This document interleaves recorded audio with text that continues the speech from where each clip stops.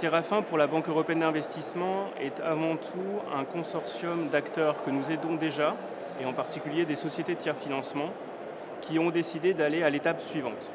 Étape suivante en allant avec d'autres acteurs, dont certains que nous connaissons déjà, comme des banques commerciales, ou d'autres que nous rencontrons de plus en plus et que nous sommes très contents de rencontrer davantage. Donc je dirais que pour la Banque européenne d'investissement, Séraphin est avant tout l'étape nécessaire et naturelle de continuer notre relation avec des clients existants. Les conditions de marché de la rénovation énergétique performante des bâtiments est soumise à de nombreuses contraintes. Heureusement, la BUI est un acteur qui peut améliorer ces conditions et faire en sorte qu'elles s'améliorent pour certains de leurs acteurs, et notamment les sociétés de tiers-financement que nous aidons. L'avenir, évidemment, ne peut pas être prescrit et nous ne pouvons pas tout à fait savoir comment cela aboutira.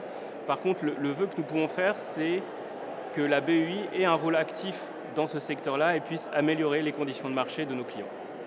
Avant toute chose, je dirais que les séraphins évoquent pour moi l'ange, qui est donc le séraphin, qui est donc cet animal imaginaire et intermédiaire entre le terrestre et le spirituel.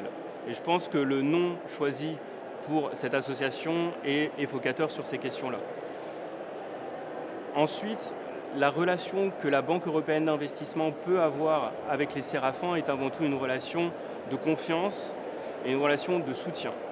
La Banque européenne d'investissement a été l'un des premiers apporteurs de financement pour les sociétés de tiers-financement. Nous les aidons depuis 2015. Nous sommes très contents de le faire et nous sommes ravis de pouvoir continuer à le faire, essayer de les aider notamment dans leurs projets FIDEO et voir comment est-ce que nous pouvons aider d'une manière plus générale la rénovation énergétique des bâtiments en France.